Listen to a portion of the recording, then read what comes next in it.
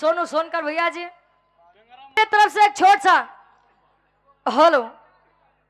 ए भैया इनकर लोग को बनावा चाहिए ना, हमार बना देता महाराज। अगर ऐसे गावे खोए तो हमको लागत हम एक दिन में घरे बैठ जाओ।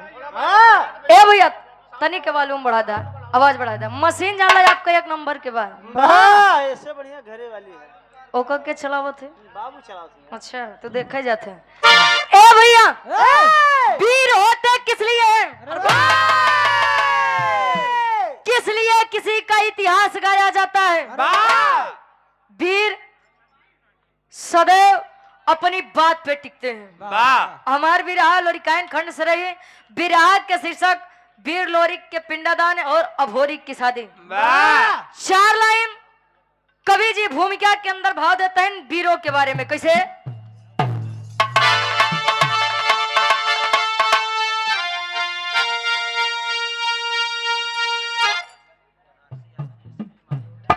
बनारसी यादव जी जेसीबी वाले ठेकेदार साहब, ये 500 रुपए का महान आशीर्वाद। माई भगवती आपके काम में दिन दूना रात चौगुना तरक्की दें।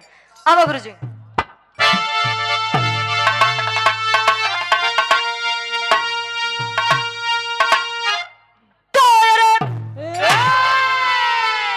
जंग जौहर का बजता बिगुल जंग में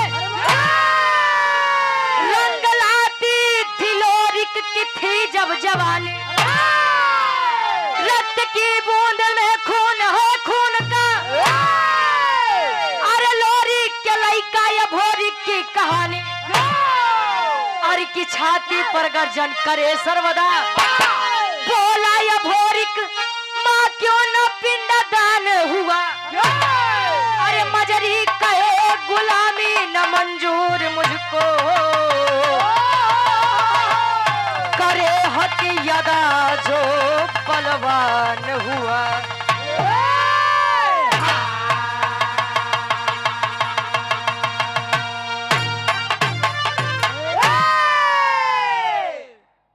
आज के वीर रस भगवान ने बचावे। आप पीछे मंच डरवावत बा, आगे माइक जाई तो जाई कहाँ। ए भैया हाँ काका बिछवा में जान ले इतना ज्यादा सांस होगी बहन, अब समझी ना आवत तक जाई कहाँ। ए भैया लोरिक के लइका या भोरिक, लोरिक के वीरताई के बारे में आप लोग जाना था माना था। हमसे ज्यादा बुद्धिजीवी या ढेर बतावे और कहाई के जरूरत नहीं बा। अभोरिक मजरी और लोरिक के लइका गढ़गौरा में माई दुर्गा वाली शेरा वाली के पूजा आराधना वंदना करे। धीरे धीरे बाल्यावस्था से जब किशोरावस्था में आया, मतलब कि जब लइकाई से जवानी में प्रवेश किया। पहले के पुरनिया काका दादा एक बात कहे, कहे जकरे जवानी आवत है तो चोकरत की आवत रही कहे तो आई रही कहा अपन वाले। ए भैया काहे कि पहले के लोग अपन जवानी काम में खर्चा करें और आज वाले इनके जवानी कब आवत बा, बुढ़ौती कब आ जात बा, कुछ पता नहीं चलत बा। पता चले खटिए बीत जाता। अच्छा खटिए कहीं बीते 8 बजे बर सोवत। अच्छा ए भैया लोरिक के लइका या भोरिक जब जवान हुआ सयान हुआ, मन में एक बात विचारे। विराह के पूरा निष्कर्ष कवि जी गजल के भाव में देते हैं। किसे चंद्रजीत यादव जौनपुर से आप गार्जियन जी इंडियन ऑयल वाले ना। अच्छा ये गार्जियन जी के द्वारा 100 रुपए का महान आशीर्वाद, आशीर्वाद के चारे। अब गुरु जी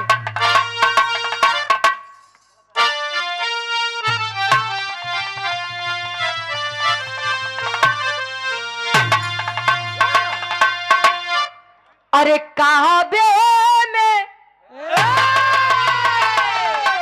अरे काबे में तेरा जलवा, काशी में नजारा है। काबे में तेरा जलवा, काबे में तेरा जलवा,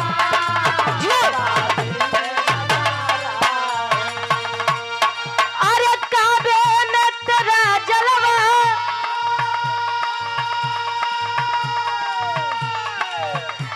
काशी में नजारा है।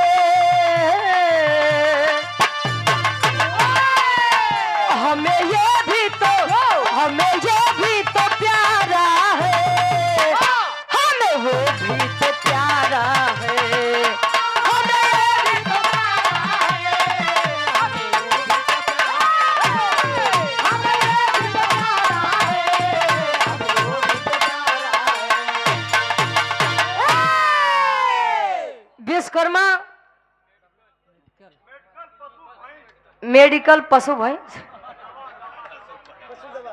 अब वो बोलते हैं तो हम क्या करिए भैया। पशु मेडिकल स्टोर है और मतलब गाय भैंस के। ए भैया ये 100 रुपए का महान आशीर्वाद वाह यार भाव बनते तो हंस के खराब न करो। ए भैया लेकिन वीर चाहे अपने में हो और चाहे दूसरे में जाए। एक बात जान ला, जंगल में केवल एक ही शिकारी होता है, एक ही शेर होता है। और शेर के आगे जी आवो है। हाँ तो शेर का करत है, फाड़ डालता है। कवि जी लिखते हैं कैसे,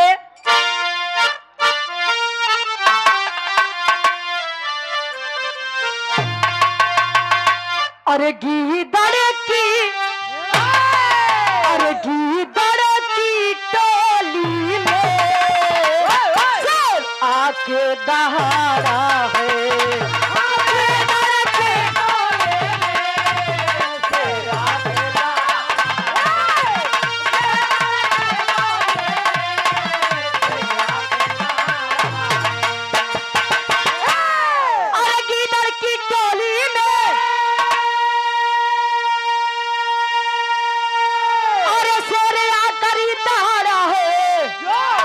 अरे चढ़ी गर्दन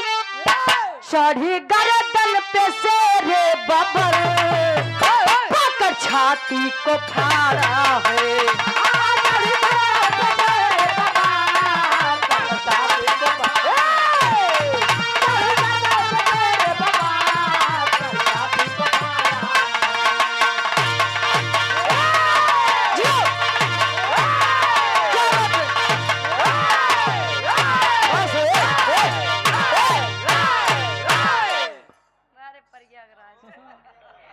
वार्ड नंबर 13 से पार्षद प्रत्याशी धर्म क्या बड़े भैया नरेश यादव जी रामपुर रामनगर से ये गार्जियन जी के द्वारा 501 रुपए का महान आशीर्वाद। और ये आप बनारसी यादव जी जेसीबी वाले ठेकेदार साहब, अच्छा ठीक, रक्तापुर से आप गार्जियन जी के द्वारा 501 रुपए का महान आशीर्वाद। गीदड़ की टोली में आकर शेर आकर दहाड़ा है। एक बात जान लीजिए, इतिहास उनका गवाता है जो बगावत करते हैं। लेकिन आज के समय में सबसे बड़ी बात का बजानत है, हम संतन से का पड़ी बारे तोहार सिटी। मरवाइल भाई आज भर का सीटी। अच्छा हाँ याद जाए के बाद कुछ याद रहा न रहा, लेकिन ये सीटी जरूर याद रही। हमरा बिरहा के कहानी के शुरुआत यही से बात कवि जी जौहरी छन से लेते हैं। जाई के अभोरी अपने माई मजरी से पूछे, का पूछे का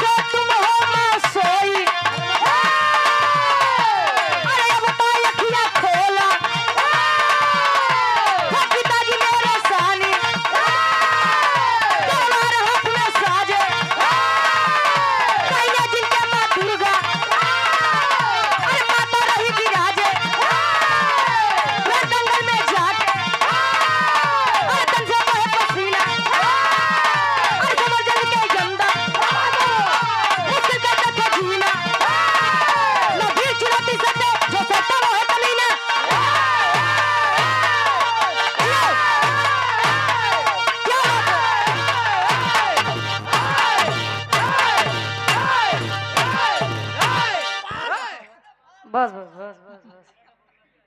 ए भैया कहानी क्या तने समझ रहा, बस बस भैया इनके के जैसा हुई है दो चार जने। हाँ तो फिर ये का गाई कुछ समझी नहीं आए क्या गाती ए भैया जे बिरहा सुने आए बा ओकरे खातिर बिरहा बा बाबा हां अजय बाकी बक्का आए बा कैसे बा ए भैया हमार भाषा समझ में आवत बना, भाषा समझ में आवत बा भैया प्रतापगढ़ ही हम सब ने तब चढ़ी है। ए भैया लड़का जब जवान बा माई दुर्गा के पूजा आराधना विनती करे, माई दुर्गा नहीं आवत है। एक दिन जाई के मंदिर में सोचत बा माई ए माई जब भी जरूरत पड़ी मेरे पिताजी ने अपने जंगे के खून से आपको संतुष्ट किया है वाह और उन्हीं के लड़का हम ही का हमसी कोनो गलती भग का माई माँ दुर्गा प्रकट हुई ना रे बेटा ना तुम्हारे पिता मेरे इतने बड़े भक्त थे पुजारी थे साथ ही साथ वीरता के बारे में तो उनका कोई जोड़ ही नहीं था कहीं तब कहीं बेटा आज भी उनकी आत्मा भटक रही है आत्मा कहीं इतना दिन बाबूजी के ही दुनिया छोड़े के बा आज ले पिंडादान नहीं बा कहीं जाई की बात अपने माई से पूछा आई के माई मजरी से पूछत बा माई मजरी बतावे ए बेटा गौरा में बहुत वीर पड़ा है मैं चाहती तो जाके पिंडादान करवा देती लेकिन पिपरी के राजा सुरपति क्यों के पहला पिंडदान नहीं करे दे सुबह सुबह होती है तो पहले पिंडदान वो करे अब पिंडदान ना करे के बाद तो पहले उसी सामना करा ओकरे बाद पिंडदान करा अरे वीर जब इतनी बात सुना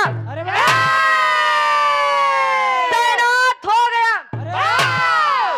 अपने माई मजरी से कहा बक्का एक लाइन गीत लगत बा ठेकेदार साहब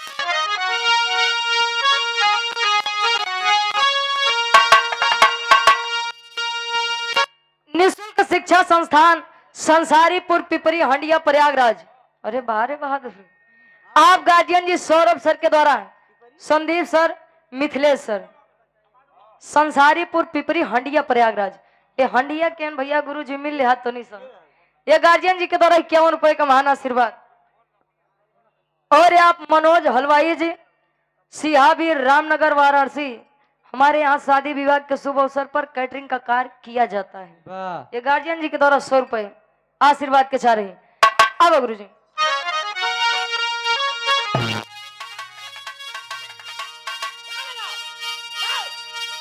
बिहार सम्राट या स्वर्गीय गुरु रामदेव गुरु जी अपने जवानी के आलम में गए गायन और गायक के चला गए तू कब जाबू कहा हो प्रतापगढ़ अच्छा बताओ कब जब गुरु जी गावे कैसे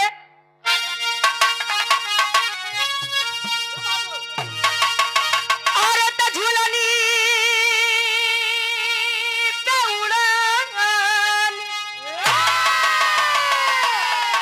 अरे झूलनी पे उड़नी हई जहाजिया उड़ा दा हई जहाजिया उड़ा दा हमार पाइजे बड़ा जहीरा चढ़ा दा हमार पाइजे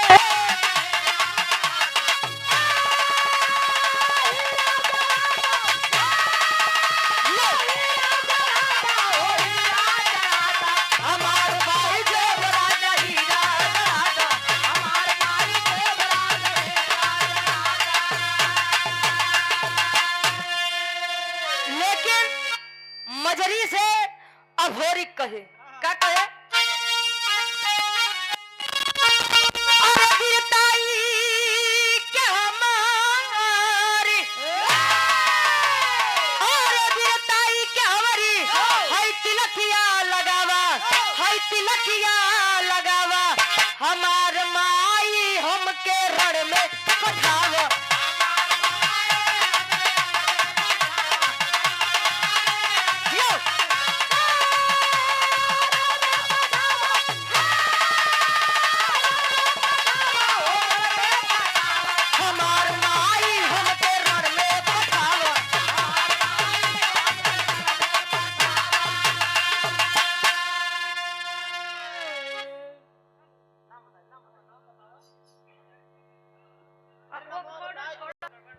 हाँ गड़बड़ नहीं हम जाना था एक नंबर के आदमी है अरे गजब महकत है यार कैसे गड़बड़ करी श्याम बाबू गुप्ता जी बादाम वाले वो ले आओ तो बाबूजी हाँ बादाम वाले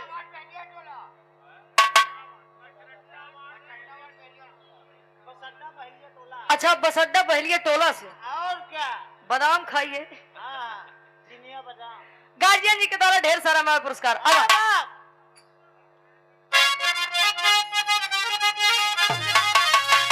अरे बढ़ल गुमान बाटे अब दुश्मन के बाटे अरे मिटाऊ खानदान अब पूरी तैयारी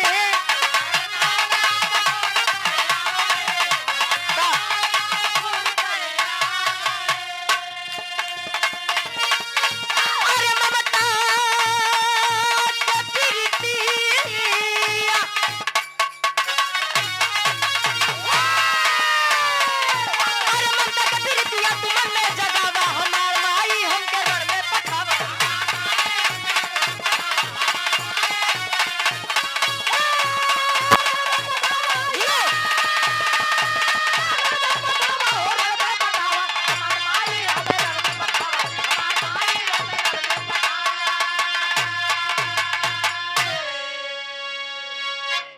माई से कहे माई तिलक लगाइए और भेजिए मुझे कि आपका लड़का आपका बच्चा अपने बाबू का पिंडदान करके लौटे। ए भैया तिलक 3 प्रकार के होते हैं। तिलक हाँ हो एक तिलक जवन रोज पूजा करे के बाद लोग लगावत है। एक तिलक विजय तिलक होता है अरे वाह और तीसरा तिलक जाना थे जवन शादी के पहले चढ़त है बर्बादी वाला हाँ बर्बादी की शुरुआत वाला 3 तिलक होते हैं। वाह ए भैया माई मजरी अपने लड़का के तिलक लगाए के भेजत कहा ई बनारस के पावन धरती पे बनारस में जब आए पहली मुलाकात होत बा कैसे एक लाइन गीत लगत बा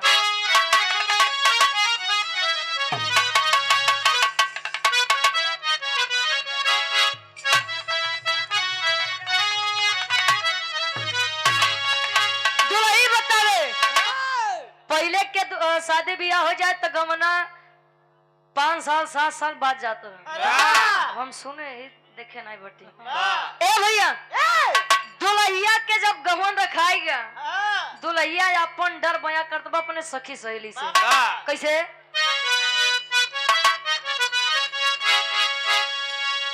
अरे जब से गवनावा के अरे जब से गवनावा के दिनवा धराए रतिया ननी दयावे देह पिया दलाए जब से गवनावा के दिनवा धराए रतिया ननी दयावे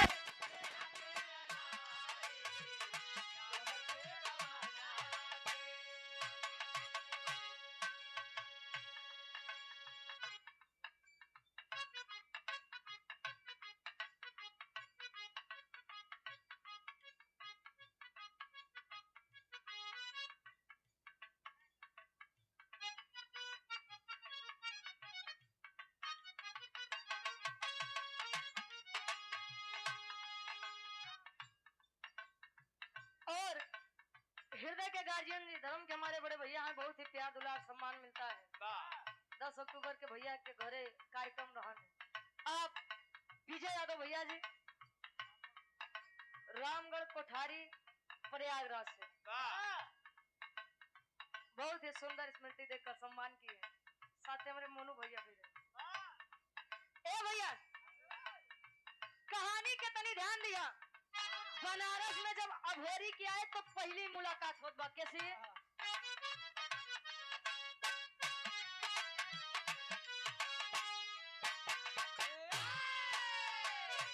कभी पिंडदान भोरी बनारस में आया कर पिंडदान भोरी बनारस में आया शशिधर पंडा से बात लड़ाया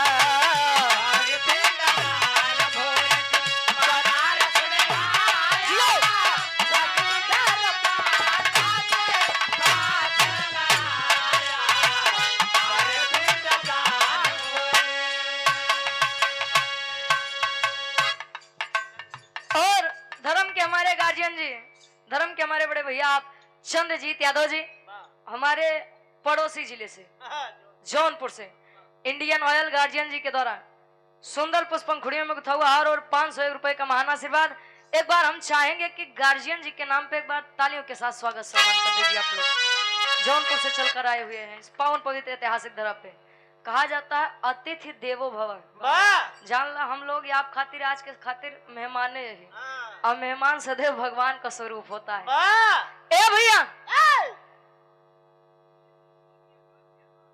अच्छा, पूर्व मुख्यमंत्री उत्तर प्रदेश के माननीय आप हम सबके मसीहा आप अखिलेश भैया जी के सम्मान में गार्जियन जी के द्वारा 500 रुपए का महान आशीर्वाद। और या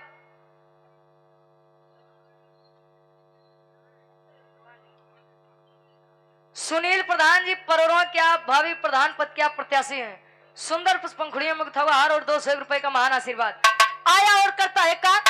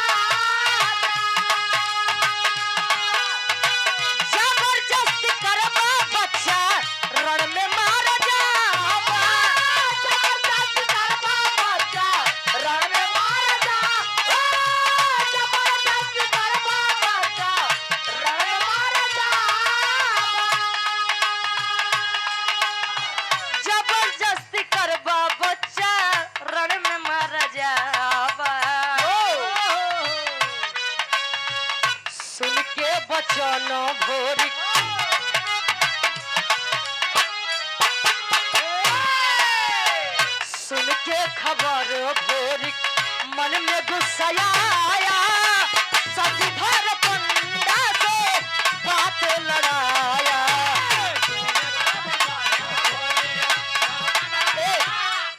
रमाशंकर यादव जी हलवाई साहब तो सुबह सुबह एक पंडा से भेंट की भज होने पंडा के नाम शशिधर पंडा बताओ।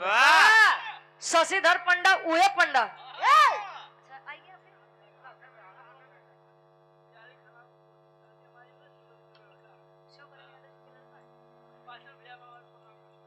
शिवबरन यादव जी के आप सुपुत्र हैं और पुजारी खिलावन जी के पोती के साथ ही आपकी शादी हुई है।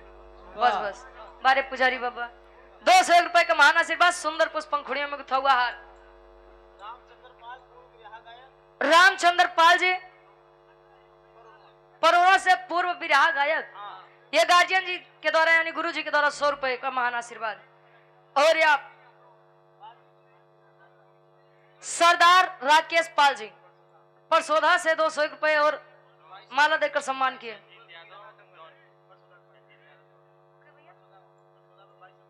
22 अक्टूबर को परसोधा में बिरहा का बहुत ही विराट दंगल कराया गया है ये गार्जियन जी के द्वारा। और आप संजीत यादव ना और पुनः ये गार्जियन जी हमारे धर्म के बड़े भैया चंद्रजीत यादव जी आप जौनपुर से इंडियन ऑयल 100 रुपए का महान आशीर्वाद। बागी यादव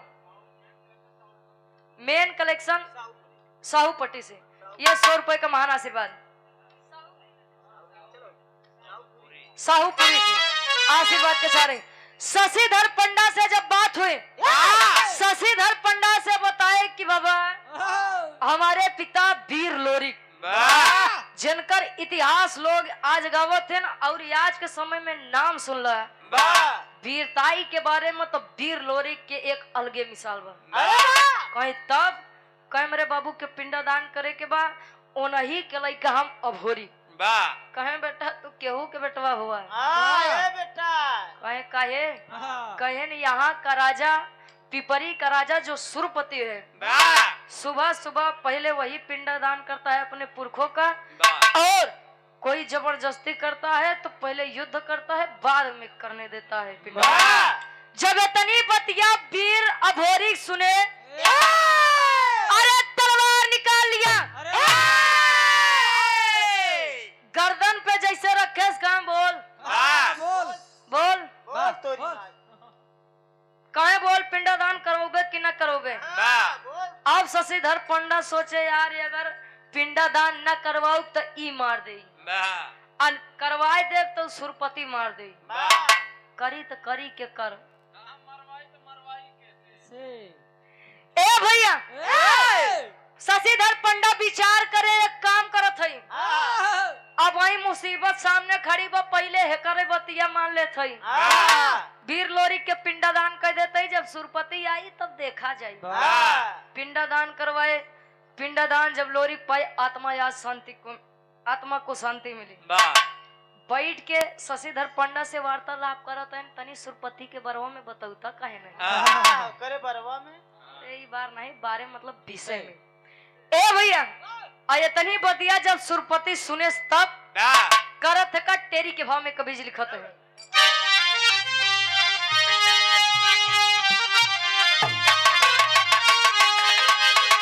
अरे जवानी जंगी जूझे जमके, अरे जवानी जंगी जूझे जमके, तो लोरिक भूत अभोरिक कहे मिटाऊ बहुत के अरे हो हमके, अरे हो हमके।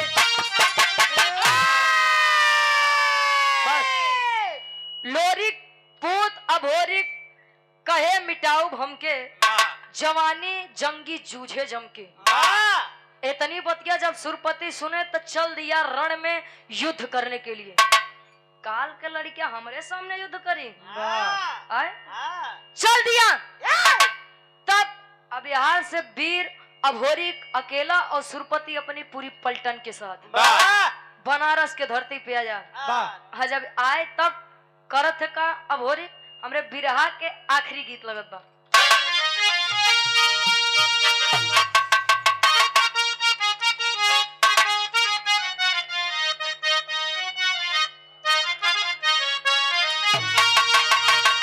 लड़की कहे अरे सासू मार तनवा, अरे सासू मार तनवा, होई न नदिया मारे तनवा, तनवा हई हो मारे कि तनवा हई हो मारे ना, तो हमारे भैयन के सरवा तनवा हई हो मारे ना, तो हमारे भैया के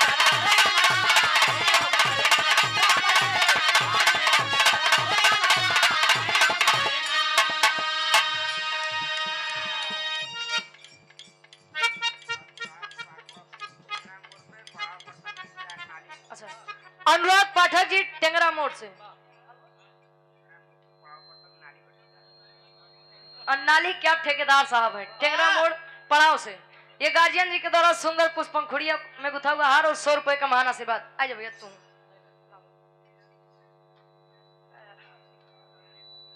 रंजीत सोनकर भैया जी सिकंदरपुर चकिया चंदौली से। ये सुंदर पुष्पंखुड़िया में गुथा हुआ हार और 200 रुपए का महान आशीर्वाद। अच्छा ठीक। ए भैया आवतनी भाव में वीर अभोरिक तैयार हुआ कैसे?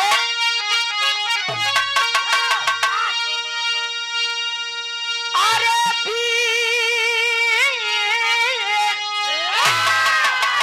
अरे लोरी के पुतवा घर जा, अरे लोरी के पुतवा घर जा, वीर बालवनवा जनवा अरे के मरवना जनवा, अरे के मरवना कूदा जंग माय तनवा जनवा, अरे के मरवना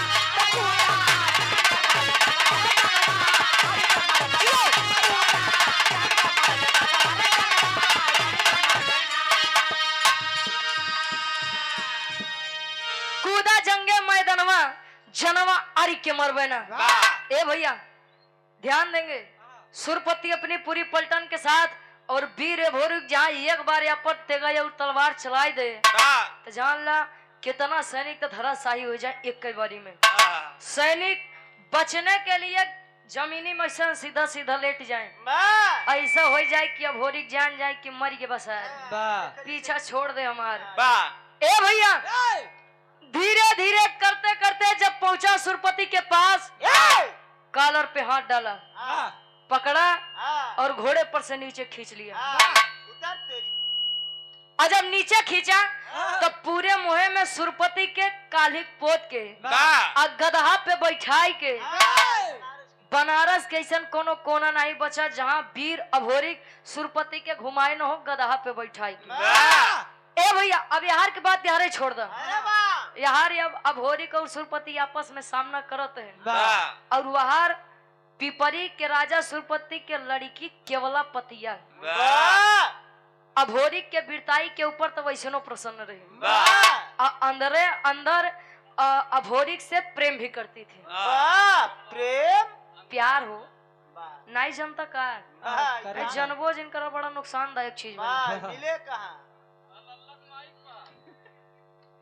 ए भैया केवला पतिया जब इतनी बतिया सुने हमरे बाबू के मोहे पे करखा पतंग चल के देखत अब केवला पतिया एक नंबर के जादूगर नहीं रही आए शशिधर पंडा के लगे पूछत बा कस ए पंडा अब होरी कौन है इसमें से कहे अरे वो जौन गदेला वो बैठा बा उहे अब होरी तोरे बाबू के बनारस के कोनो कोना नहीं छोड़े बेइज्जती कराई के घुमाई के लाई के फिर बैठाए बा और जब इतनी बतिया केवला पतिया सुने तब करत है का पहापट के भाव में कवि जी लिखत है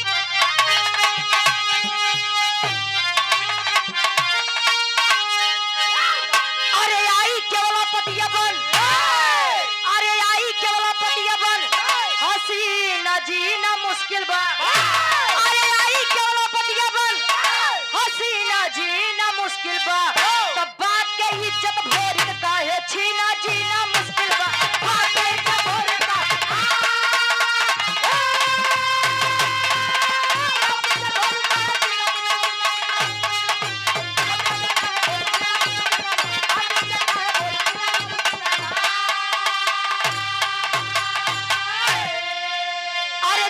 चलाई दिहली सुगना बनाई हो तो पिंजरा में कैद करके अपने भवन ले आई हो अरे कहे कुंवारी जिया बनाई तोहरा बिना जीना मुश्किल बा अरे कहे कुंवारी जिया बनाई तोहरा बिना जीना मुश्किल बा तब बात के इज्जत भोरी काहे छीना जीना मुश्किल बा बात के इज्जत भोरी का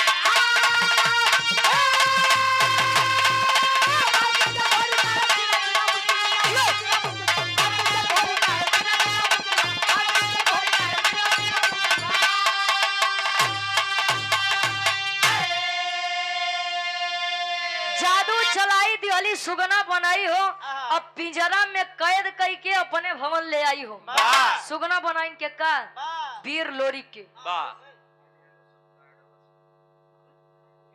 शिव पूजन यादव गार्जियन जी के द्वारा सुंदर पुष्पंखुड़ियों में था हुआ हर और 501 रुपए का महान आशीर्वाद केवला पतिया अभोरी के सुगना बनाई के अपने घरे पिपरी के राज्य में लेके आए और जब पिपरी के राज्य में वापस लेके आए तो दिन में तो सुगना रहे लेकिन जब रात हुए तो केवला पतिया पुनः अपने जादू से सुगना के फिर से अभोरी वाला तन दे दे यानी पुरुष के रूप दे दे और जबरदस्ती प्रेम करे चाहे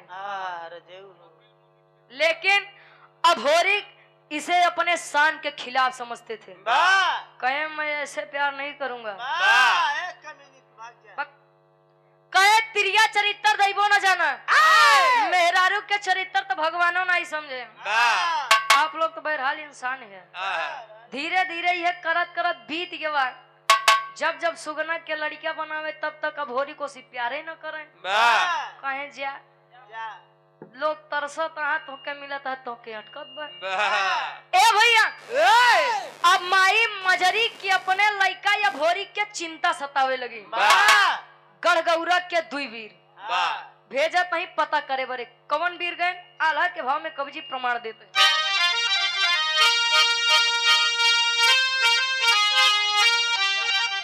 कपिल मुनि ठेकेदार साहब कटरिया से 100 रुपए का महान आशीर्वाद अब भैया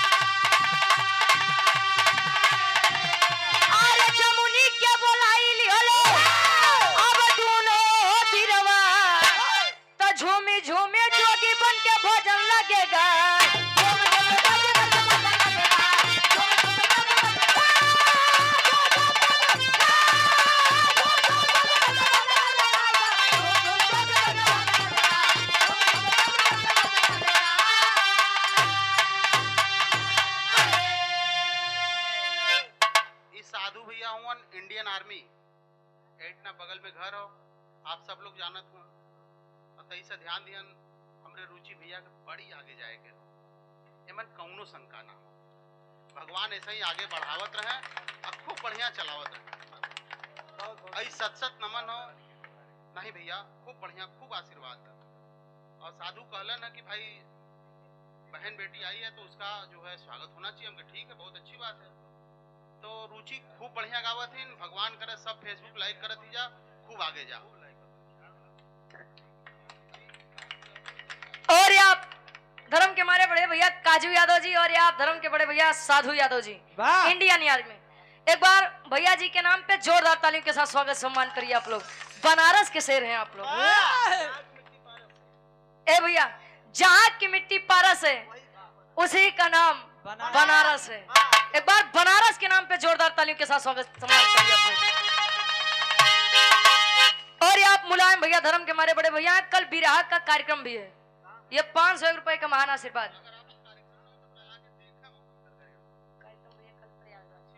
जी जी, आशीर्वाद के चारी कब मौका दे दिए ना भैया। भैया विराह पूरा होता। हाँ, विराह एकदम आखिरी में विराह पूरा होता। हाँ हाँ, ए भैया कहानी के तनी ध्यान ला। यहाँ गढ़गौरा के दुई वीर देवराई और चनराई गए वीर लोरी का पता लगावे बदे। वीर अभोरी के जब पता लगावे गए तो शशिधर पंडा जब भेटाने मिलेन, शशिधर पंडा सारी बात बताया कि वो सुरपति के बिटिया केवला पतिया सुगना बनाई के अपने राज्य में लेके गवा। अगर लड़का के लावे के बाद तो जा। अब जमुनी माता के बुलाए, जमुनी माता भी जादूगरनी थी। जमुनी माता कलई के देवराई और चंद्राई तीनों जने जोगी के रूप बने के और अंदर तेगा तलवार लिए तीनों जने पहुंचे कहाँ पहुंचे? पिपरी के राज। और जब पिपरी के राज में पहुंचे भजन गावत गावत जात है। और जब राज्य में आए तब केवला पतिया सोचे जा बौरा हो हेतना दिन होई के बाद लियावे बदे भैया भैया गाय देते पूरा बिरहा जान ले। 1 घंटा से गावते अगर निष्कर्ष ना मिली तो कोनो मतलब ना निकल। बस 5 मिनट और थम जा, बस 5 मिनट। ए भैया केवला पतिया कहे जब इतना दिन में तोहर बुद्धि ना ही खुले, प्रेम तू ना ही कह पाया। ए भैया लेकर आई नीचे कहे अगर भजन सुनबा तो हो सकता तार बुद्धि खुल जाए तो प्रेम करे लगा। माई जमुनी जब नजर दौड़ाई कहीं ओहो बेटा मेरा वहां बैठा है। जादू से वीर अभोरी के पुनः उनकर शरीर दिवाई। अब केवला पतिया कुछ कह पावत इतने में अपने जादू से केवला पतिया के गदही बनाई दे। जब गदही बनाई तब होत का आखिरी भाव खड़ी के भाव में कवि जी लिखते हैं कैसे?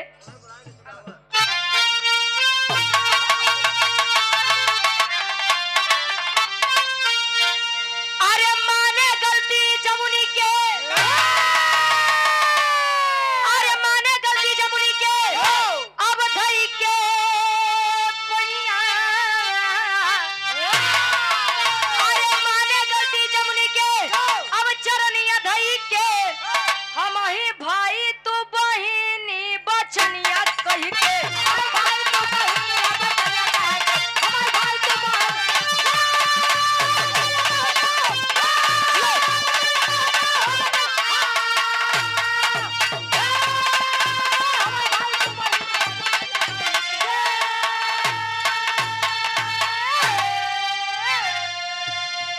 और आप गार्जियन जी ठेकेदार साहब यानी बनारसी यादव जी के आप साथी हैं। सतीश विधायक जी गार्जियन जी के द्वारा इस भाव का सम्मान करते हुए 500 रुपए का महान आशीर्वाद। ए भैया वीर अभोरी तलवार निकाल के जब सुरपति के गर्दनिया पे रखे, आज सुरपति अपने बिटिया के गदही के रूप में देखत हैं तो जान ले शान कुल मरी गए।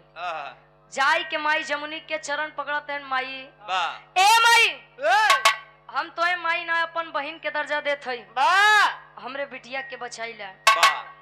कहे कि के सारे के छोड़ा बना एकरे चलते हमका इतना पापड़ वेले के पड़ा। कहे छोड़बा कैसे? एक बात जान लीजिए, अगर कोई सानी व्यक्ति है तो उसका सान मार दीजिए, वो अपनी जान अपने आप त्याग देगा।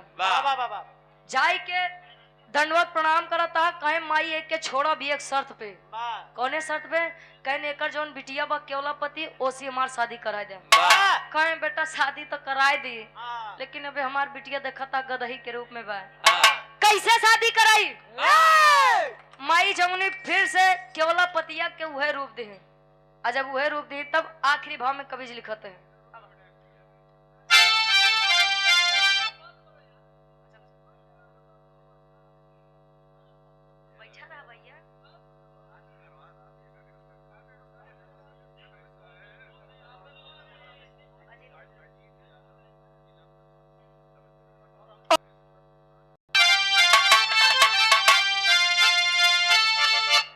अरे केवलापतिया भोरी के हो गईली शादी, शिव भोरी के पैदा भइले पिपरी मिली आजादी।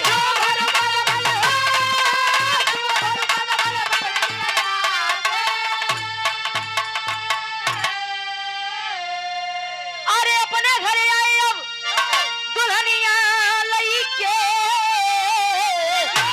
अरे अपने घरे आए अब अरे दुल्हनिया लईके, हम ही भाई तू बहिनी बचनिया कही।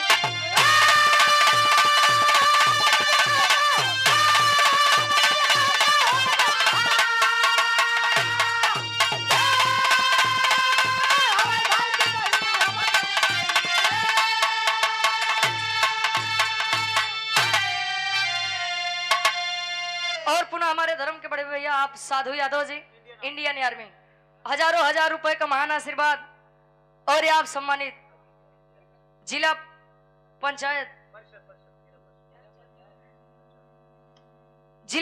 आप गार्जियन जी धर्म के हमारे चाचा तुल्य हैं अजीत यादव जी, सुंदर पुष्प पंखुड़ियों में गुथा हुआ हार, ढेर सारा महा पुरस्कार आशीर्वाद के चाह रही। अभोरिक और केवलापतिया की शादी हुई, आए और अभोरिक और केवलापतिया के बीच में एक लड़का, जोने लड़का के नाम शिव भोरिक। और आप परोरों के आप ग्राम प्रधान साहब, हृदय के गार्जियन जी आप रामेश्वरम यादव जी, सुंदर पुष्प पंखुड़ियों में गुथा हुआ हार, 500 रुपए का महान आशीर्वाद। ताली बजा दीजिए भैया, एक ही शेर बैठा हुआ।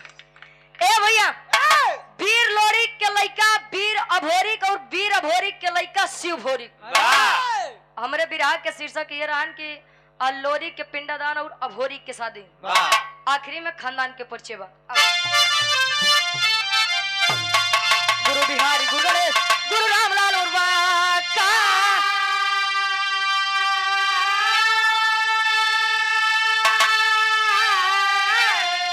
अरे स्वर्ग विराजे कवि चंद्रिका, बच्चन का विजय पताका।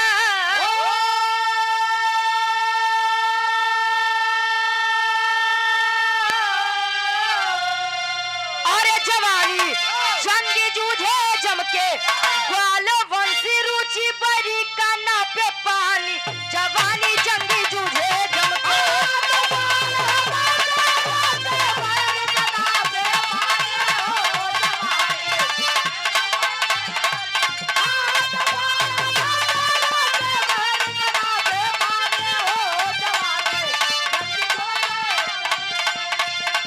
देख तेरे संसार की हालत, देख तेरे संसार की हालत, क्या हो गई भगवान, कितना बदल गया इंसान, कितना बदल गया इंसान।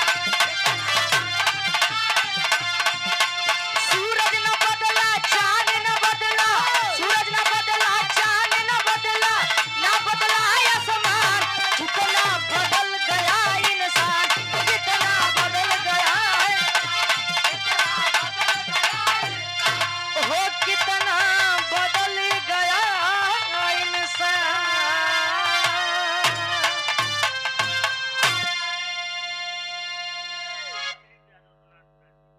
सोनारपुरा से आप गार्जियन जी दिलीप यादव जी, सुंदर पुष्प पंखुड़ियों में गुथा हुआ हार, 200 रुपए का महान आशीर्वाद। और ये आप हमारे धर्म के बड़े भैया आप विजय यादव जी, रामगढ़ कोठारी से 500 रुपए का महान आशीर्वाद।